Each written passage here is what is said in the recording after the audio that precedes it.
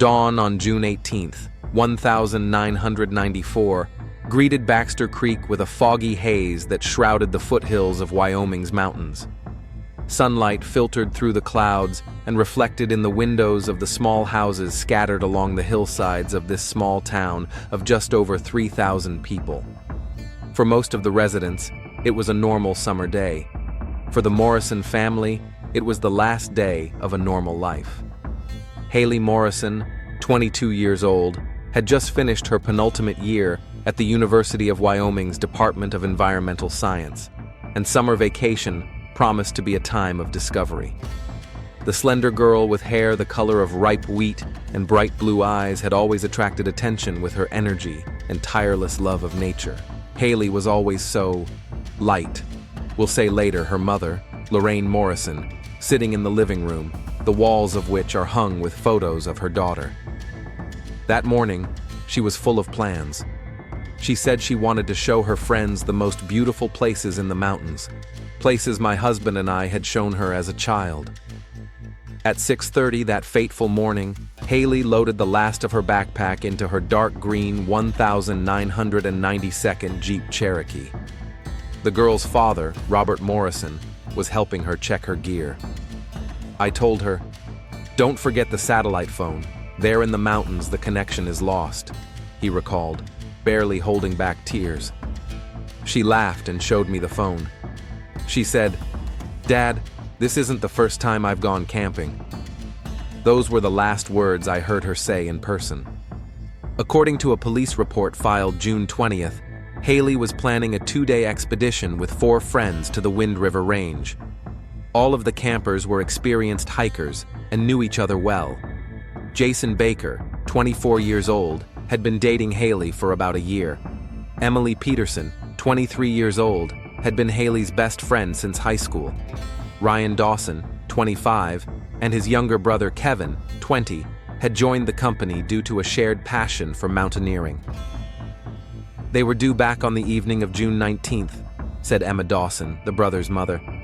Ryan said they had a small route planned, just about 15 miles through the woods to Moonlight Lake and back, nothing extreme. When they didn't get back by 10 p.m., I started calling, but the phones were out of range. At 8 hours and 23 minutes on the morning of June 18th, according to phone company records, Haley called her mother from a point 5 miles from the start of the hiking trail.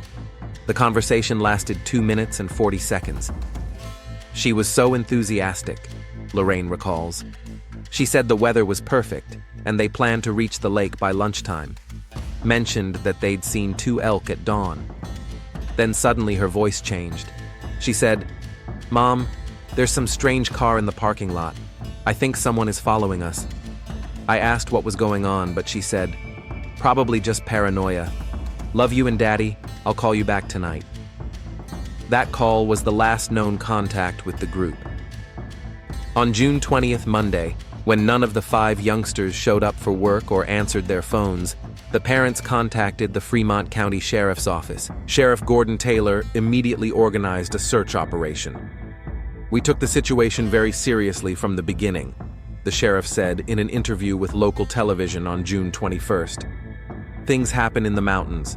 5 young men, experienced hikers, disappearing without a trace is not the usual situation of lost hikers, especially considering Ms. Morrison's last call." By the evening of June 20th, the search party found Haley's car in a parking lot near the beginning of the trail. The car was locked, with all belongings inside as if the group planned to return. No signs of struggle or violence were found at that time. For the next 3 days, more than 100 volunteers and staff from various agencies combed the area.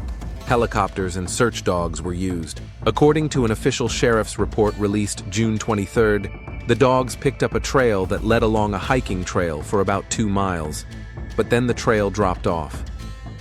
"It was weird," recalled Michael Burns, then a young sheriff's deputy involved in the search operation. "The trail just disappeared, as if they had vanished. The dogs were confused, circling in place. The dog handler said it happens if the people left in a car." On June 24th, the 6th day of the search, the first disturbing discovery occurred. Half a mile off the trail, in a thicket of bushes, the search party found a backpack belonging to Emily Peterson. Inside were her papers, some food, and a camera. There was one interesting thing about the camera, Michael Burns said years later in an interview for the documentary Unsolved Mysteries of Wyoming. The last picture was taken at 8 hours and 18 minutes in the morning of June 18th. The photo showed a group standing near Haley's car. They were smiling, and in the background you could see a black pickup truck. The license plates were indistinguishable, but the model, Ford F-150, the age, about 10 years at that time. This corresponded to the words of Haley about the strange car. On June 25th, the search expanded. Federal agents joined the operation. The area was cordoned off, and reporters from all over the country began pouring into the quiet town of Baxter Creek. It was like an invasion, recalls Martha Collins, owner of a local diner. Reporters everywhere, helicopters. Our little town had never seen anything like it. We still had hope that the boys would be found alive, but that hope was fading with each passing day. The turning point came on June 27th, when the search party found a clearing 3 miles off the trail. On the ground were obvious signs of a struggle, broken branches, and stains that forensics later determined to be the blood of Jason Baker and Kevin Dawson. Haley's torn jacket and Ryan's broken cell phone were found nearby. The place looked like something terrible had happened there, said one of the volunteers involved in the search. The ground was literally plowed over. Tire tracks consistent with a large pickup truck were found around the perimeter of the clearing. That same evening, Sheriff Taylor issued an official statement that included the word crime for the first time. The search for the missing hikers turned into an investigation into a possible kidnapping or murder. For the next 2 weeks, police questioned every local resident who had black Ford pickup trucks. Of particular interest was Hermit William Harrison, who lived in a cabin 10 miles from where the group had disappeared. The 52-year-old former military man, who suffered from post-traumatic stress disorder, had a criminal record for assault. He had a black Ford F-Stowe 55,984-year-old pickup truck. "We searched his cabin and car," the sheriff told the press on July 13th. No evidence of Mr. Harrison's involvement in the disappearance was found. His car is clean, and no traces of blood or other evidence were found on it. He also has an alibi. He was at a supermarket 50 miles away that morning, as confirmed by surveillance footage and witness statements. By the end of July, the search operation began to wind down. Despite extensive efforts, no bodies were found. The official FBI report, dated August 3, 1994, stated, "It is highly probable that the 5 missing persons were victims of a violent crime. The investigation is ongoing." For the families of the missing, the agonizing wait began. "The worst part is the unknown," Lorraine Morrison said in an interview a month after her daughter's disappearance. "Not knowing if your little girl is alive, hoping and fearing to hope at the same time. Every phone call makes your heart sink.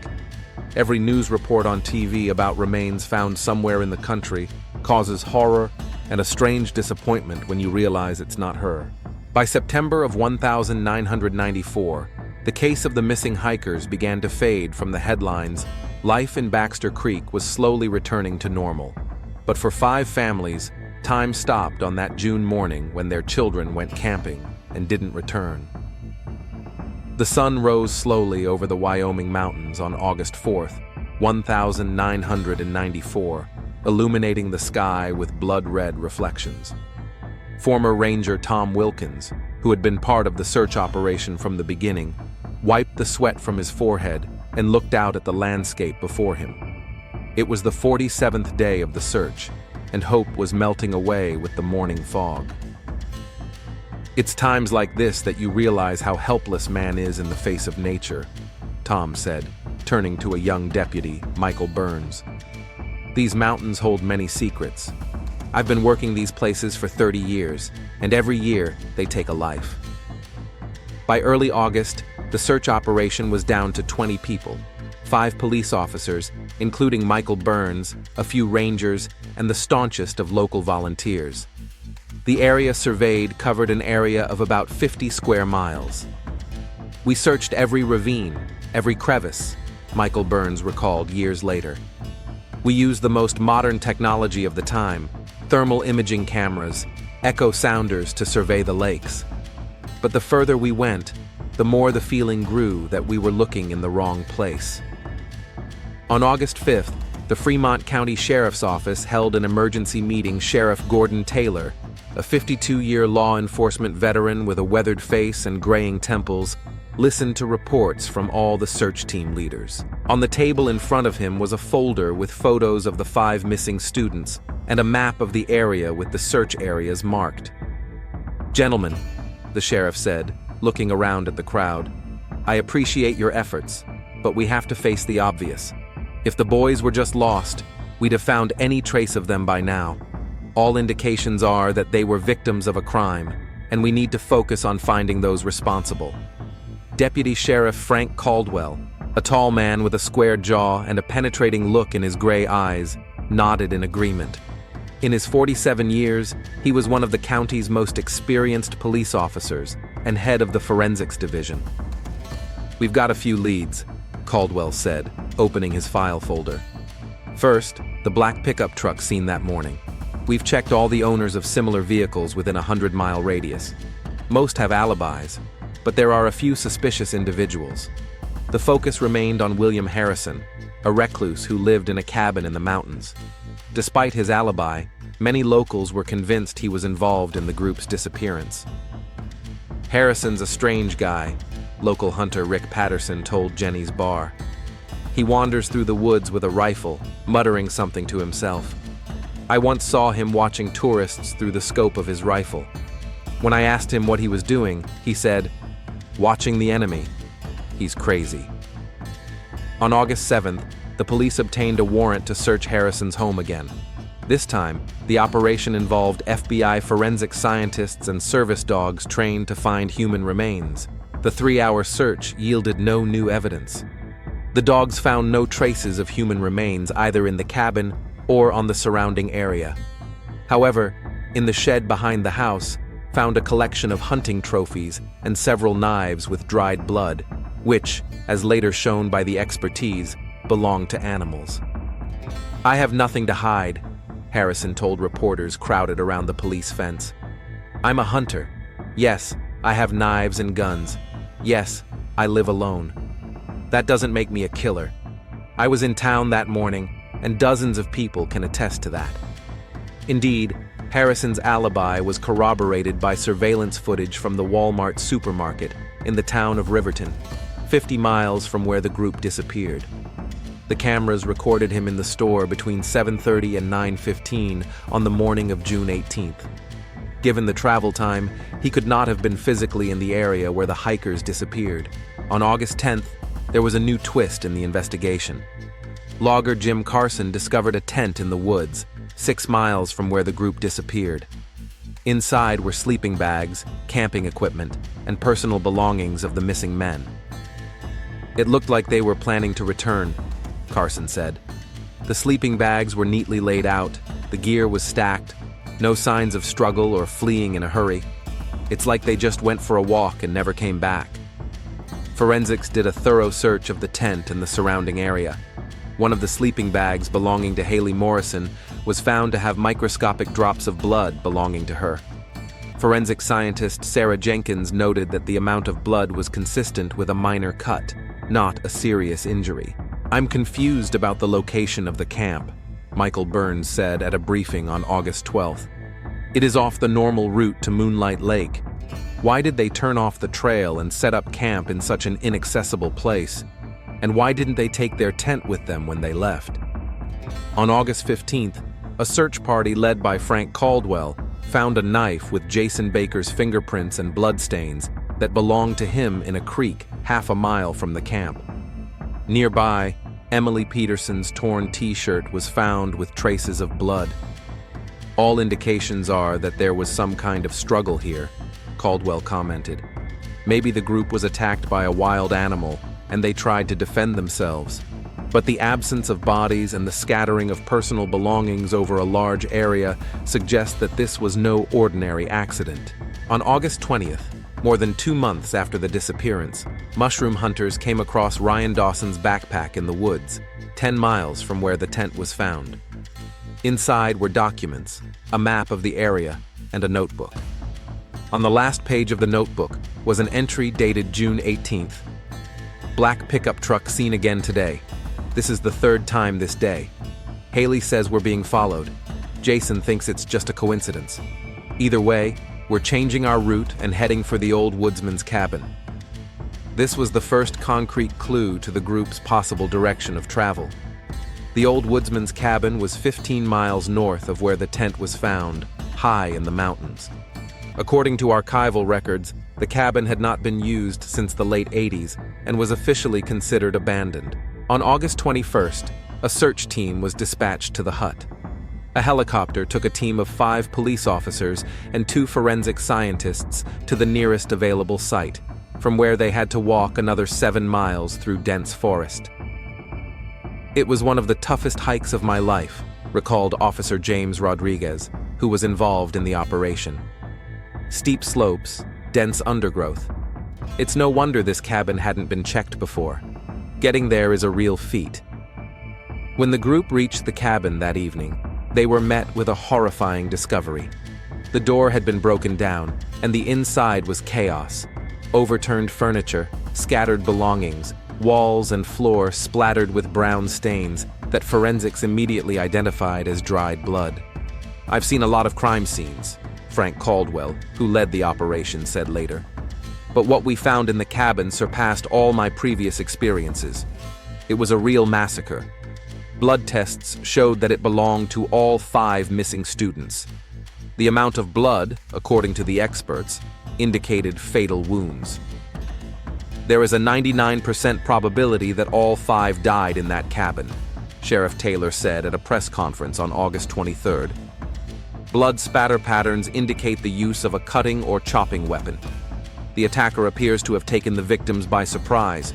They offered little or no resistance. Despite the obviousness of the tragedy, the bodies of the 5 students have not been found. Extensive searches of the hut area, including the surrounding ravines, caves, and water bodies, have yielded no results.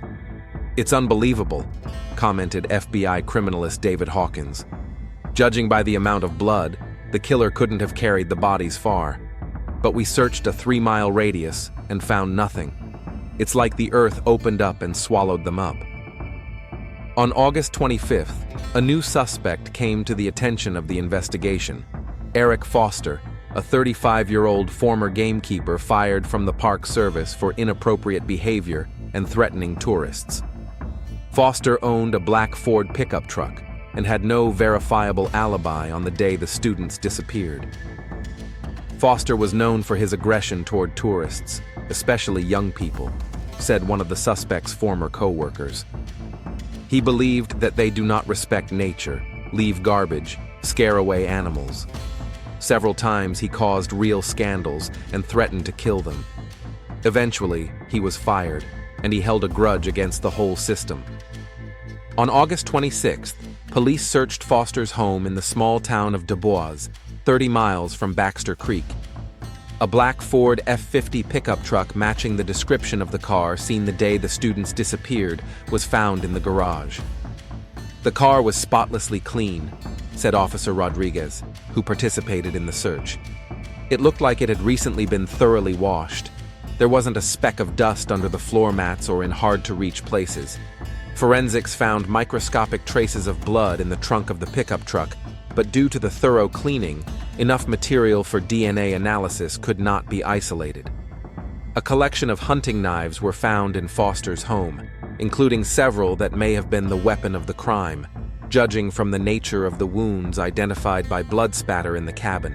Eric Foster was arrested on August 27th on suspicion of murdering 5 students. However, he had to be released 48 hours later due to lack of evidence. As it turned out, on the day the students disappeared, a camera at a gas station in the town of Cody, 110 miles from the scene of the crime, recorded Foster around 9 o'clock in the morning.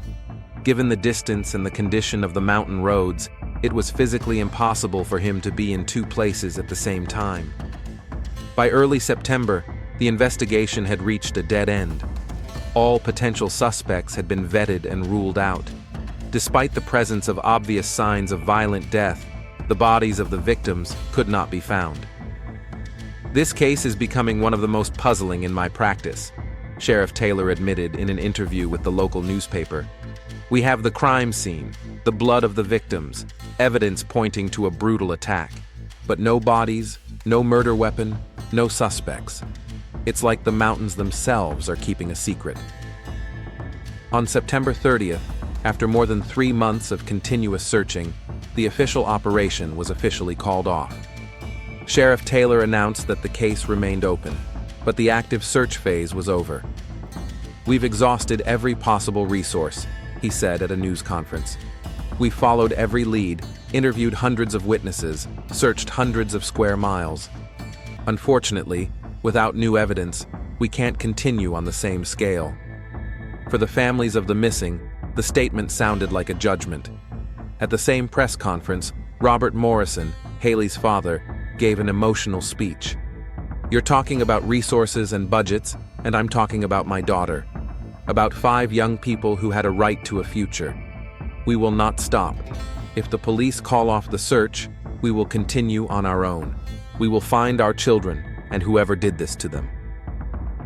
Despite the official end of the operation, a small group of volunteers, including relatives of the missing men, continued the search every weekend. Michael Burns, a young sheriff's deputy, often joined them on his own time. "I couldn't just let it go," he admitted years later. "Something kept bugging me. The feeling that we were missing something important, that the answer lay on the surface, but we couldn't see it." By the end of October 1994, the case of the missing hikers was fading from the news headlines. Public interest was waning, eclipsed by new sensations. But for the residents of Baxter Creek, and especially for 5 families, time seemed to stop on that June morning when their children went camping and did not return. The 18th of June, 1995, was rainy. Heavy clouds covered the sky over Baxter Creek, as if nature itself was mourning with the 5 families gathered around the plaque on the town square. It had been exactly 1 year since Haley Morrison and her friends disappeared. A year of fruitless search, hope, and disappointment. "We are here to honor our children," Robert Morrison said, standing in front of the crowd under umbrellas. "Although their bodies have not yet been found, there is hope in our hearts that one day we will know the truth." Lorraine Morrison, Haley's mother, stood next to her husband, clutching a photograph of her daughter. A year of suffering had turned the once cheerful woman into a pale shadow of her former self. Deep wrinkles furrowed her face, and her eyes were filled with unbearable pain. "The worst thing is the unknown," she said in an interview with local television. "Every day you wake up thinking, maybe today the phone will ring and they'll tell us they've found Haley, alive or..." Her voice trailed off, but after a moment she continued, "We just want to know the truth, no matter how terrible it is." On that rainy day in Baxter Creek, the Haley Morrison Missing Persons Fund was announced. The parents of the 5 missing students joined forces to help other families facing a similar tragedy. "No one should have to go through this alone," Robert Morrison said. "We want our pain not to be in vain. That our children's names be remembered not only as victims of an unsolved crime, but as a symbol of hope for those still searching for their loved ones." The foundation quickly attracted the attention of the public and sponsors. By the end of 1995, it had more than $100,000 in its account to organize search operations, train volunteers, and support the families of the missing. Meanwhile, life in Baxter Creek was slowly returning to normal, although the shadow of tragedy continued to hang over the town. The tourism business that had previously flourished in this picturesque corner of Wyoming suffered a serious downturn. People were afraid to hike in the area where the brutal and unsolved murder had occurred. We've lost about 70% of our customers, David Thompson, owner of a camping equipment store, said in 1996.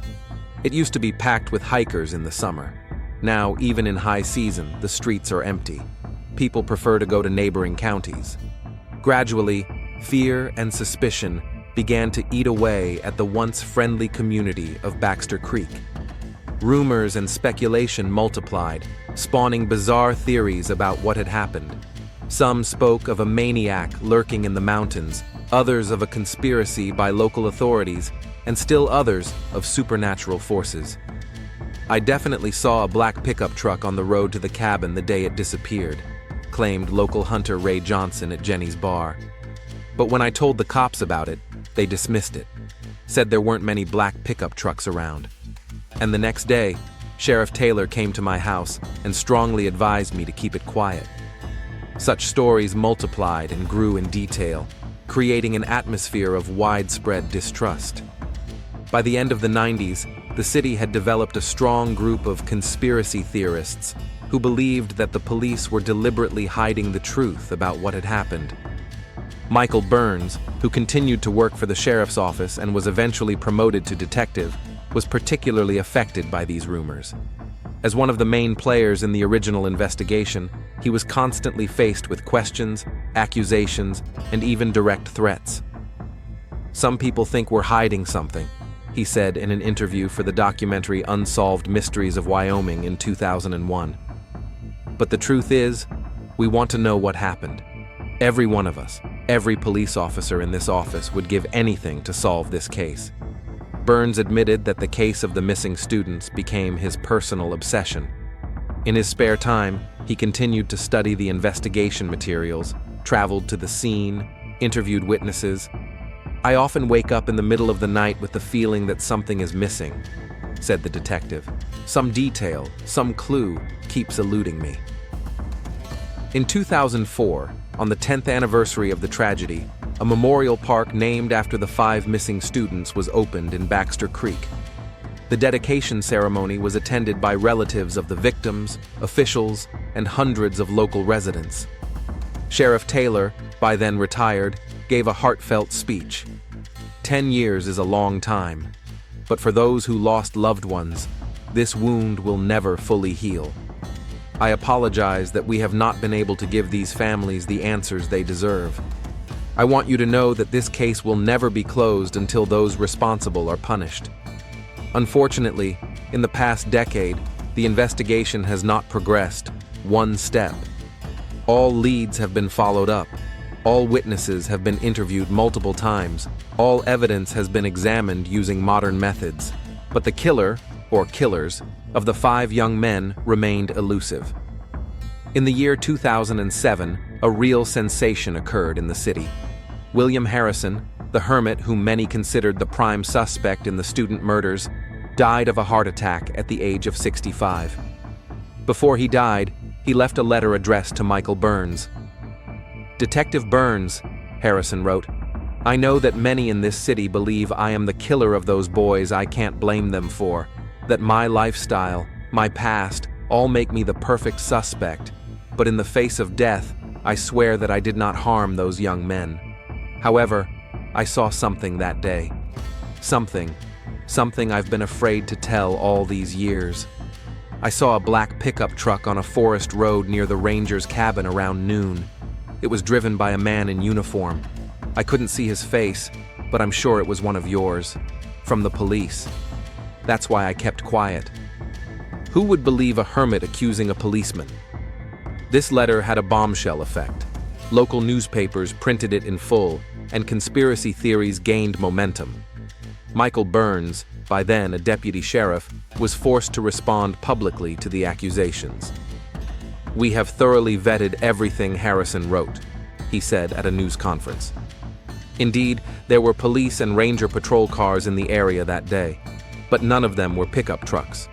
Moreover, all movements of official vehicles are documented.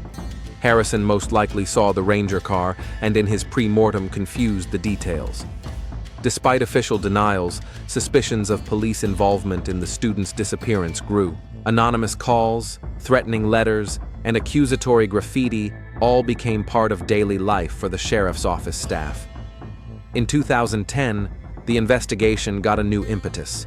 The FBI launched a program to review unsolved cases using the latest technology. The case of the missing students was included in this program. A team of experts re-examined all the evidence, DNA samples, fingerprints. "We used technology that simply didn't exist 15 years ago," said FBI agent Jason Mitchell, the project manager. "Modern methods of DNA analysis, computer modeling of crimes, psychological profiling, all this allowed us to look at the case from a new angle. However, even this initiative did not bring a breakthrough. The only new discovery was the discovery of microscopic particles of a rare alloy used in the production of high-quality hunting knives on the clothing of the victims found in the hut. This is a special alloy developed for military purposes," explained the expert criminalist. In the 90s, it was only beginning to be used in civilian products and only in expensive collector's models. Such a knife could belong to an enthusiastic hunter or a former military man. By the year 2015, the 21-year anniversary of the disappearance, only Michael Burns remained from the original investigative team at the sheriff's office. Sheriff Taylor had passed away by then, Frank Caldwell had retired and moved to Florida, and many others had changed jobs or simply withdrawn from the futile case. "I can't let it go," Burns admitted in an interview for the documentary Ghosts of the Mountains. "Maybe it sounds weird, but I feel like I owe these guys. Promised their parents I wouldn't stop until I found answers. The parents of the missing students have dealt with their grief in different ways over these long years. The Dawson family, who lost 2 sons at once, never recovered from the blow. The father, Henry Dawson, passed away from a heart attack in 2003. He died of a broken heart," loved ones said. Emily Peterson's parents divorced 3 years after the tragedy. Her mother, Carol, became a crime victims' rights activist and frequently testified before Congress, pushing for stronger laws to protect victims and their families. Jeff and Sarah Baker, who lost their son Jason, dedicated their lives to philanthropy. They established a scholarship fund in their son's name that has helped dozens of students each year to pursue an education in conservation, a field their son was so passionate about. But perhaps the most notable mark on public life was left by Robert and Lorraine Morrison. Their Missing Persons Fund has grown into a major national organization with chapters in 25 states. In its 20 years of existence, the foundation has helped locate more than 300 missing persons and supported thousands of families. "Our personal tragedy became a mission," Lorraine said at the foundation's 20th anniversary. "We couldn't find our daughter, but we helped many other families escape the endless uncertainty we live with." Baxter Creek has changed over the years too. It went from a small tourist town to a quiet place where many homes stood abandoned. Young people left at the first opportunity, not wanting to live in an atmosphere of constant wariness and suspicion. Michael Burns, true to his promise, continued to work on the business even after his retirement in 2018. He converted the garage of his house into a kind of investigative office, where the walls were hung with photographs, maps, and diagrams. "People think I'm obsessed," he confided to his neighbors.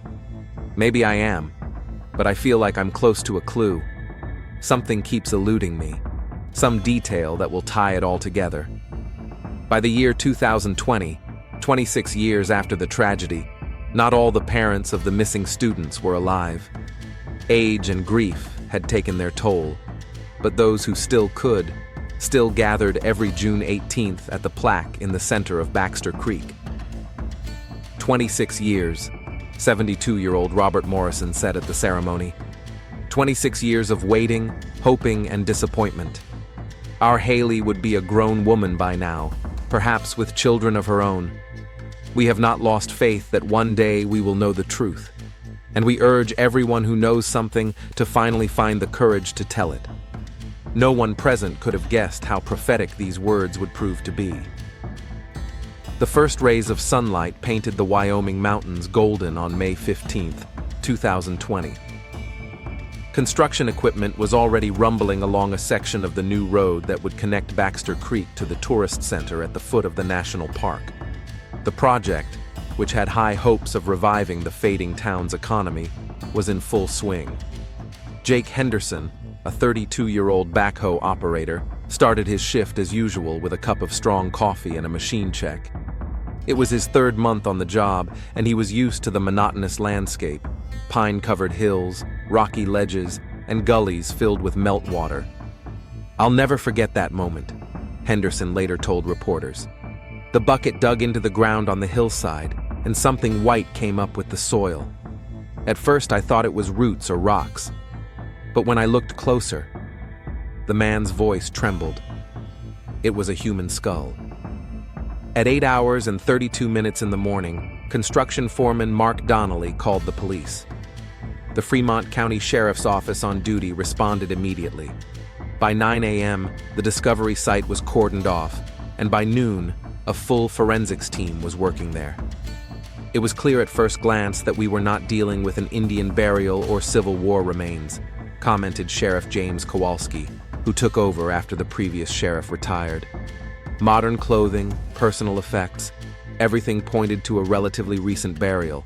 By the evening of the same day, forensic investigators had discovered the remains of not one, but 5 people buried in a shallow mass grave. Along with the remains were found fragments of clothing, jewelry, and personal belongings, which were immediately sent for examination. News of the discovery spread across Baxter Creek with the speed of wildfire. Locals, journalists, and the curious began to flock to the excavation site. Police had to set up an extra cordon and bring in reinforcements from neighboring counties.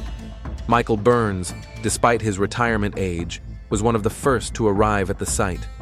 The former detective, who devoted decades to investigating the missing students case, immediately contacted the current sheriff. "I need to be there, Jim," Burns insisted over the phone. "I know this case better than anyone. If it's them, if it's Haley and her friends."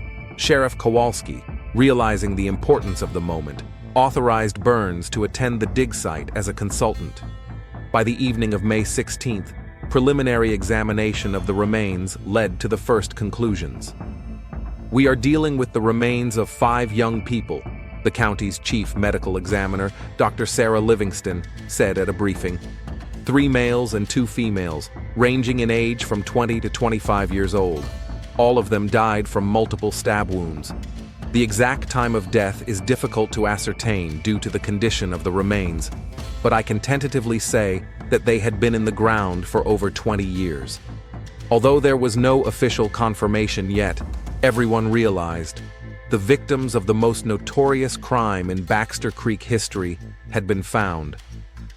By late afternoon, the parents of Haley Morrison and the other missing students, those who were still alive, had arrived at the site of the discovery.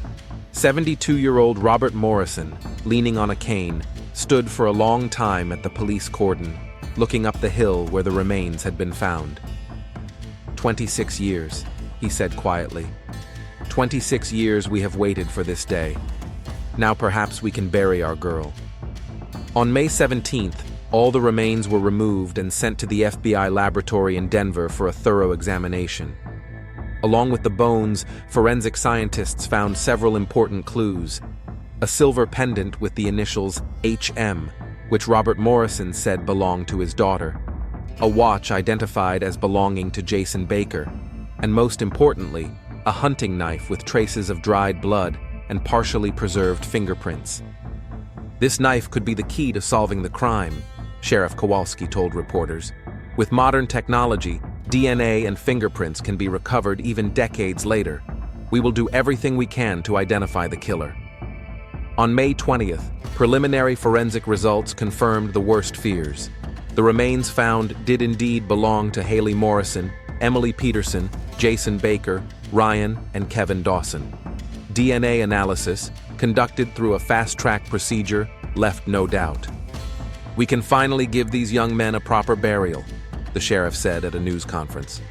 "But our work doesn't end there. Now we must find the person who took their lives." From that moment on, the investigation entered a new phase. Top FBI experts and forensic scientists from around the country were brought in. A special team from Quantico has arrived at Baxter Creek to create a new profile of the killer based on all the evidence discovered. Modern technology gives us capabilities we could not have dreamed of 26 years ago, explained FBI agent Robert Thornton, who led the investigation. Today, we can extract DNA from microscopic samples, recreate three-dimensional crime models, and use artificial intelligence to analyze data and identify patterns that humans might miss. The hunting knife found with the remains became the main object of study. Experts determined that it was a model Ranger, produced by a small company in Montana from 1989th to 1995th years. The special alloy of the blade and the distinctive elk antler handle made this model recognizable among collectors and professional hunters.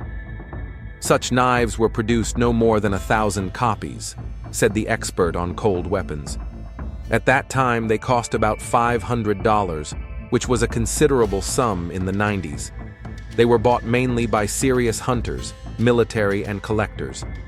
The analysis of fingerprints on the knife handle was initially inconclusive. Too much time had passed, and the prints were only partially preserved.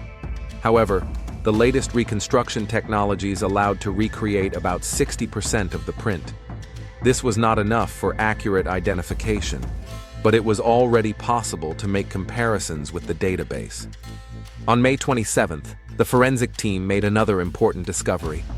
On one of the skulls, belonging to Ryan Dawson, were found characteristic injuries that do not correspond to stab wounds. They're blunt force trauma, Dr. Livingston explained. Based on the shape and size, it could have been the butt of a rifle or the handle of a pistol. The blow was delivered with great force, indicating the attacker's considerable physical strength. This detail added a new touch to the profile of the killer. A physically strong man who owned guns and had access to expensive hunting knives. Possibly a man with a military background or law enforcement ties. In early June, FBI experts determined through soil and vegetation analysis that the bodies were not moved and buried immediately after the murder. At least 48 hours elapsed between death and burial. This is an important discovery, Agent Thornton commented. It means that the killer had access to some kind of locked room where he could store the bodies without fear of detection. It also suggests cold-bloodedness and careful planning. On June 10th, a new forensic profiling method based on big data analysis and machine learning produced an unexpected result. The algorithm, after analyzing all known facts about the crime, neighborhood characteristics, time frame, and psychological profile of the killer, narrowed down the potential suspects to 20 people who lived in the Baxter Creek area in 1994. The computer looks for patterns and connections that the human brain might not see, explained Dr. Alex Chen, the system's developer. It takes into account thousands of factors, from the weather conditions on the day of the crime to the social connections of potential suspects. In this case, the system revealed some interesting coincidences. The list of 20 suspects included the expected names: former gamekeeper Eric Foster, several local hunters, pickup truck owners matching the description, and even long-dead recluse William Harrison. But one man on that list caused a real shock to Michael Burns, Frank Caldwell, a former sheriff's deputy involved in the original investigation. "There's some kind of mistake," Burns insisted when he saw his former colleague's name on the list. Frank was one of the most dedicated police officers I've ever known. He couldn't have been involved in this crime. Despite Burns's protestations, the FBI decided to thoroughly check Caldwell's background. The 73-year-old former cop had by then been living in Florida for 10 years, enjoying a well-deserved vacation. On June 15th, FBI agents and local police searched Caldwell's Sarasota home. The official reason given was to gather additional information on an old case. Caldwell himself was sympathetic and cooperated fully with the police. "I did everything I could to solve this crime then, and I'm ready to help now," he told reporters gathered outside his home. "If new technology can help find the killer, I'm all for it." The search yielded nothing suspicious, but agents took samples of Caldwell's DNA to compare with evidence found at the crime scene. They also seized several hunting knives from his collection, although a Ranger model knife was not among them. On June 20th, just as the investigation seemed to be stalled again, there was an unexpected breakthrough. The FBI lab at Quantico reported that they were able to recover and analyze DNA from the handle of the recovered knife. The samples belonged to at least 3 people, 2 victims, Haley Morrison and Kevin Dawson, and a third person whose DNA was missing from the federal database. "We can't identify this person directly," the lab manager explained. "But thanks to modern technology, we can determine certain characteristics: gender, approximate age at the time of the crime, probable ethnicity, and even some physical features." According to the analysis, the third man was a Caucasian male, 30 to 45 years old at the time of the crime. He had a rare genetic trait found in less than 1% of the population: congenital heterochromia, where a person's eyes are different colors. "It's a very specific trait," commented geneticist Dr. James Hoffman. "If the suspect is still alive, it would be a clear sign for identification." Michael Burns, hearing about this feature, felt a chill run down his spine. He remembered that Frank Caldwell had exactly this trait: right eye blue, left eye brown. Caldwell never hid this feature, considering it his trademark. On June 22nd, the FBI received the results of a comparison of Caldwell's DNA with the sample found on the knife. The match was 99.8%. Within the scientific margin of error, this meant it was virtually identical. "I can't believe it," said a shocked Michael Burns when Agent Thornton told him the results. "Frank was my mentor, my friend. How could he do this? How could he look the victim's parents in the eye all these years, pretending to help them find their children's killer?" On June 23rd, when FBI agents arrived at Caldwell's Florida home to make an arrest, they found the former police officer gone. Neighbors had seen him drive away in his vehicle as early as the night before. A nationwide search was launched. On June 25th, police discovered a cache of personal items taken from a woodsman's cabin in a warehouse Caldwell owned in Wyoming. Among them were Emily Peterson's diary, Ryan Dawson's watch, and Haley Morrison's pendant, an exact replica of the one found with the remains. This conclusively confirmed Caldwell's guilt, but the most shocking find awaited investigators in a safe hidden under the floorboards. There was a notebook in which Caldwell described in detail each of his murders, not only of the 5 students, but also of 3 other hikers who disappeared in the same mountains in 1,987 and 1,991 years. The book was the diary of a serial killer who had been active for decades. "What we've discovered goes beyond the darkest assumptions," Agent Thornton said at the press conference. "We are dealing with a serial killer who used his official position to cover up crimes and misdirect the investigation." On June 27th, the FBI asked for the public's help in catching Caldwell. His photos were released to all media outlets, and 24-hour surveillance of airports, train stations, and border crossings was established. For the residents of Baxter Creek, the news of the respected police officer's involvement in the brutal murders came as a shock. Many refused to believe he was guilty, believing it was some kind of mistake or conspiracy. "Frank was the soul of our town," said cafe owner Martha Collins. "He came in every morning for a cup of coffee and was always polite and attentive. It was inconceivable that the man we trusted with our lives could be a cold-blooded killer." But the evidence spoke for itself.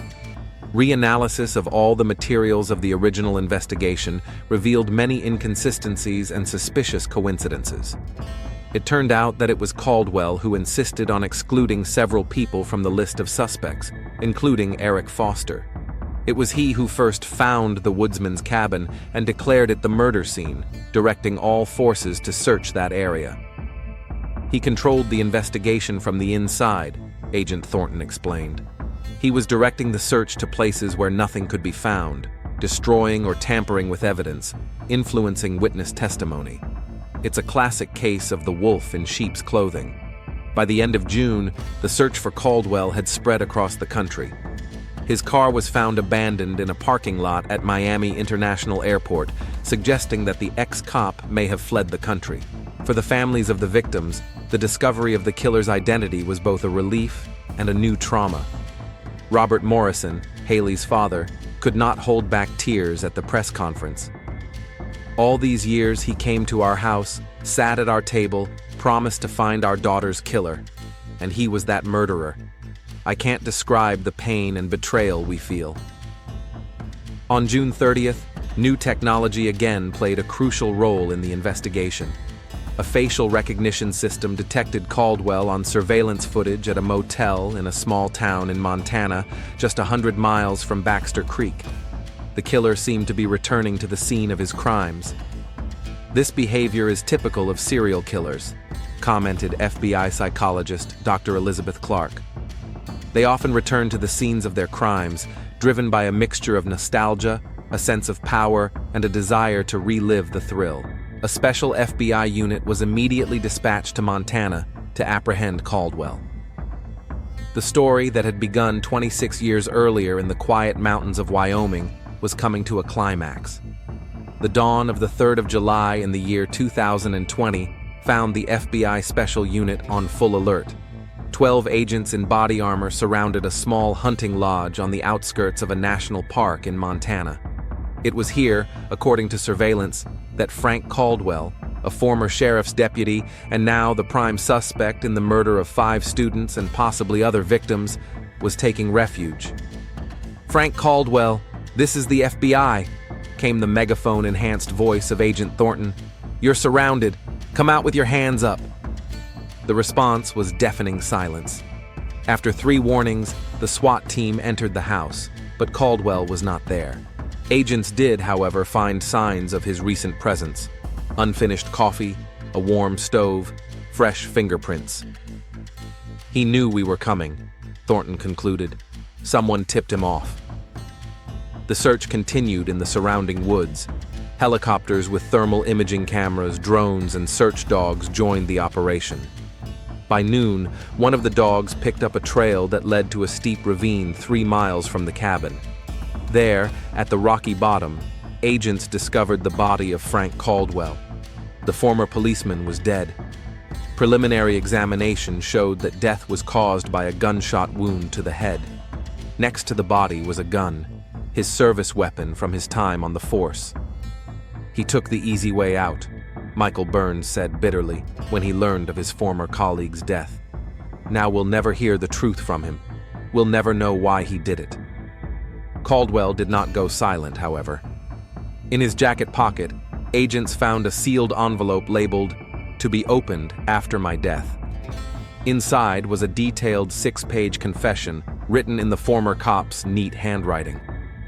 "I know that no explanation will justify what I have done," Caldwell wrote. "But I must tell the truth, if only now, when I have nothing to lose."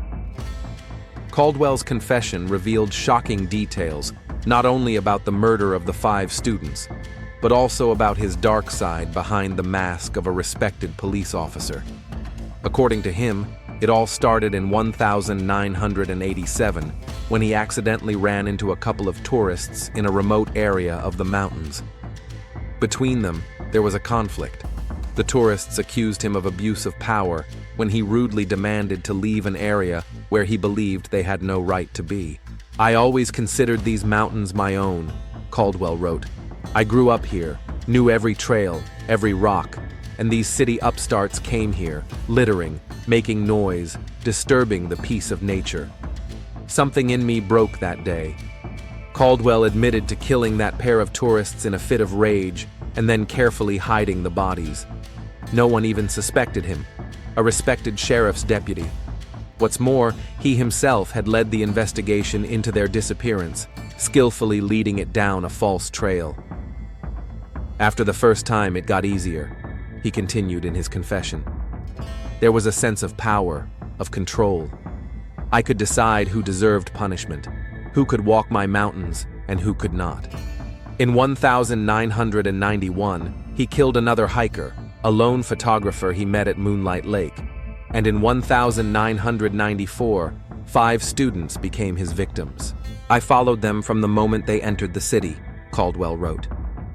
I saw the way they behaved in the bar the night before the march, loud, defiant. I followed them in the morning in my personal pickup truck, not a police car. Just wanted to scare them, make them respect the place. But when the girl, Haley, called her mother and told her about the stakeout, I realized they might turn me in. Caldwell lured the group into the woodsman's cabin, posing as a ranger who warns hikers about a bear in the neighborhood. That's where the killing took place. Then the hardest part was covering up the tracks, he admitted. I hid the bodies in a temporary hiding place, and 2 days later I came back and transported them to the place where they were found now. All these years I've lived with this burden, every day afraid that the truth would come out. On July 5, 2020, the FBI authenticated Caldwell's confession and officially declared the case of the missing students solved. The news shocked the entire country.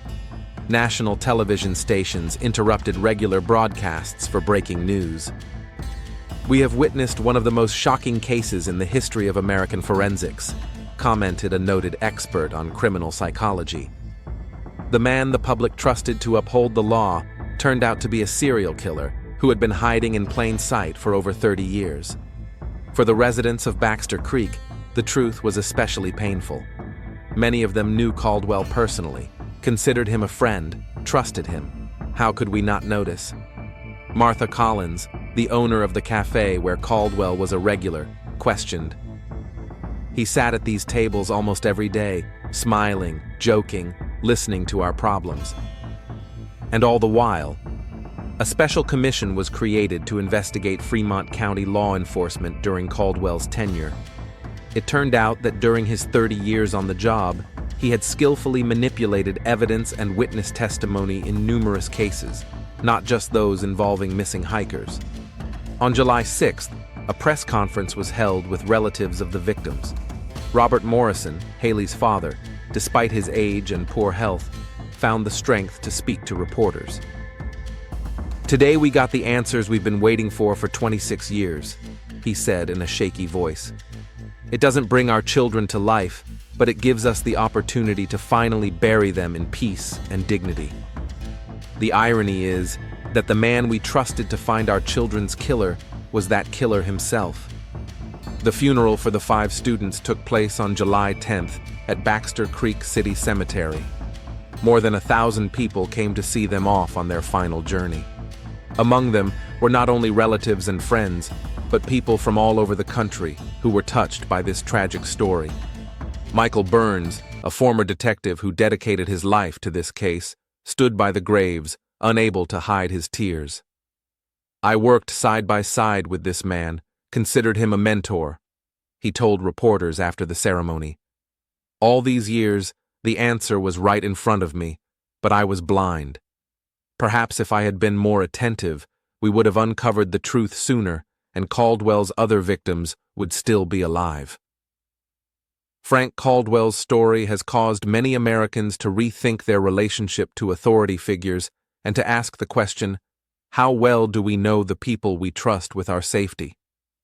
This case reminds us of the need for constant vigilance, the FBI director said at a special briefing. Even the most respected members of society can hide dark secrets. It is our job to create a justice system where such cases cannot happen.